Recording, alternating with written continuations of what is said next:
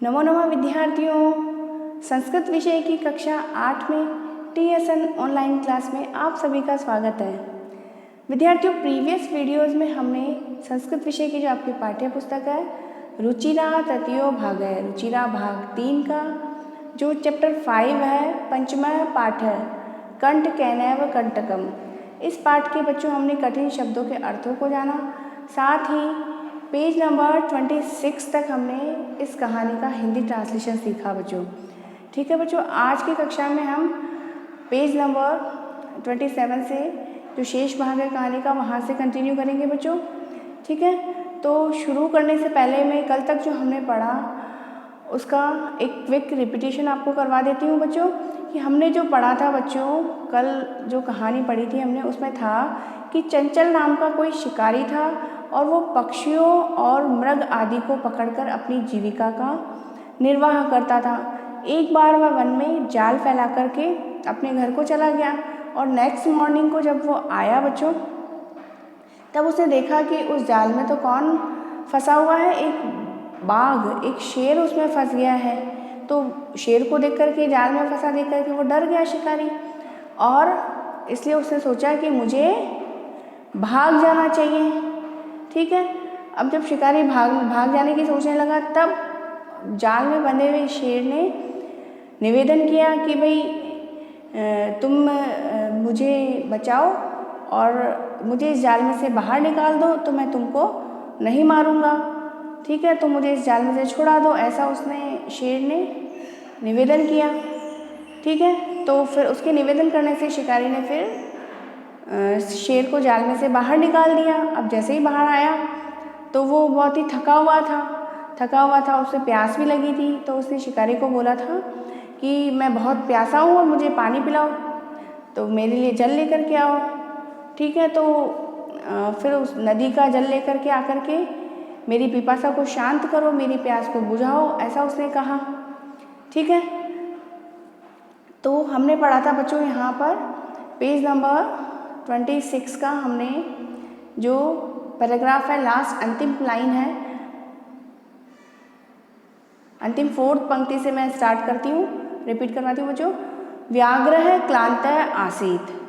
ठीक है, तो जो व्याघ्र था, बाघ था, वो कैसा था, थका हुआ था। सो अवदत् भो मानव पिपासु अहम्। उसने बोला कि भो मानव, अरे मानव, पिपासु अहम्, प्यासा हूँ मैं। नद्याः जलम आनीय मम पिपासाम शमय। नदी से जल ला करके मम का अर्थ मेरी या मुझको, यानी कि मेरी पिपासा को, प्यास को, शमय शांत करो, मेरी प्यास को बुझाओ। ठीक है, व्याघ्रः जलम पीत्वा पुनः। नेक्स्ट पेज पे चलते हैं बच्चों।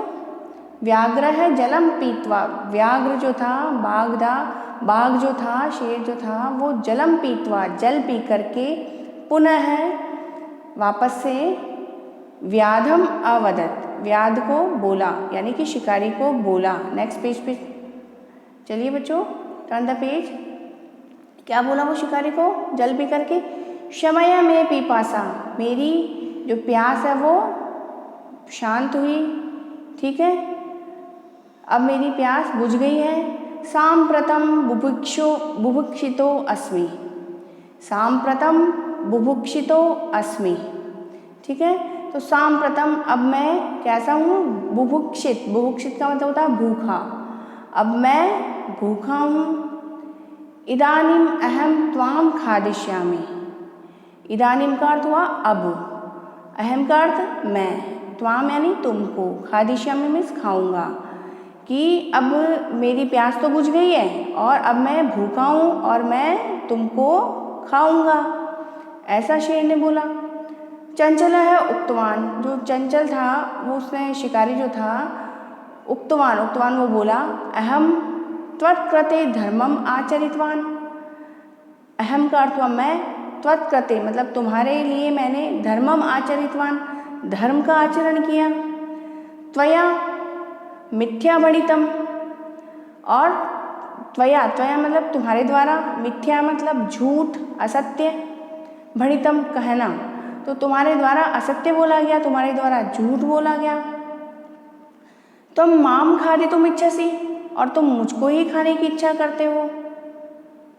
ठीक है, क्या बोला था उसने कि भाई शेर को पहले तो जब जाल से बाहर निकला वो, तो वो बहुत थका हुआ था, प्यासा भी था, तो उसने शिकारी को बोला कि मुझे बहुत प्यास लगी है, नदी से जल ला करके मेरी प्यास बुझाओ।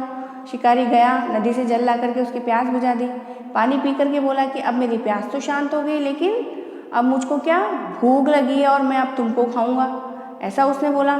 लेकिन आपको याद दिला दूँ, जब वो जाल में बंद था उस समय उसने कहा था कि यदि तुम मुझे इस जाल में से छुड़ा दोगे, इस जाल में से बाहर निकाल दोगे, तो मैं तुमको नहीं मारूंगा, कोई चोट नहीं पहुंचाऊंगा, ऐसे कहा था ना शेर ने जब पिंजरे में बंद था। लेकिन जब पिंजरे से बाहर आ गया, वो जाल से बाहर आ गया, तो वो अपने वचन से हट गया और उसने क्या बोला कि पानी तो मैंने पी लिया, प्यास मेरी बुझ गई, लेकिन अब मैं तुमको खाऊंगा, ऐसा बोल दिया।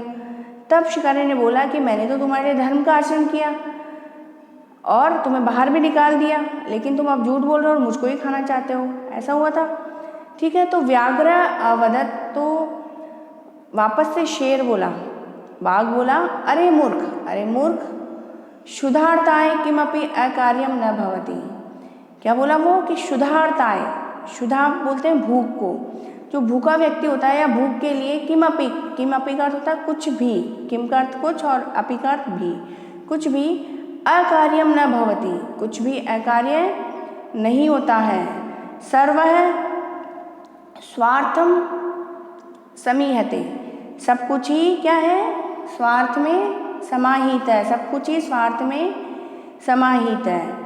चंचल है नदी जलम अपृच्छत, चंचल ने नदी के जल से पूछा, क्या पूछा, नदी के जल के पास जाकर के पूछा, तो नदी जलम अवदत्, नदी के जल ने कहा, क्या कहा, एवमेव भवति जनाः मयि स्नानं कुर्वन्ति, वस्त्राणि प्रक्षाल्यन्ति, तथा च मूत्रादिकं विसृज्य निर्वर्तन्ते, वस्तुतः सर्व स्वार्थ समीहते। कहने का तात्पर्य है बच्चों कि जिस प्रकार से उसने शेर ने बोला कि भाई अब मैं तो भूखा हूँ और सब कुछ स्वार्थ में ही समाहित है, अब मेरे को तो भूख लगी, तो अब मैं अपने वचन को तो मैं भूल गया हूँ और मैं तुमको खाऊंगा। ठीक है, ऐसे जब ऐसा सुन करके जब वो जो चंचल नाम का शिकारी था वो परेशान हो रहा था बच्चों, तो फिर उसने जाकर के जो नदी है, नदी के जल को जाकर के पूछा कि भाई ऐसा सही है क्या कि सब कुछ स्वार्थ में ही समाहित है। ऐसे जाके उसने नदी के जल को जाकर के पूछा। देखिए बच्चों, इस पिक्चर को देखिए, यहाँ पर एक नदी भी दिखाई दे रही है, कुछ बच्चे स्नान कर रहे हैं, एक लेडी वहाँ पर कपड़े धोते हुए दिखाई दे रही है, हमको दिखाई दे रही है ना, और पास ही में हमको एक पेड़ भी दिखाई दे रहा है, पेड़ का जो वृक्ष दिखाई दे रहा है बच्चों, उसको एक जो मानव है, एक व्यक्ति है, वो कुल्हाड़ी से काट भी रहा है।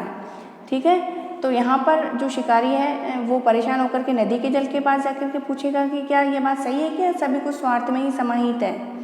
तब वो नदी जब उत्तर क्या देती है, वो इस पैराग्राफ में बताया गया है कि चंचला नदी जलम अपृच्छत, चंचल ने नदी के जल को पूछा, तो नदी जलम अवदत्, नदी के जल है उसने कहा, या नदी का जो जल है, नदी का पानी है, नदी क्या बोली, एवमेव भवति, ऐसा ही होता है।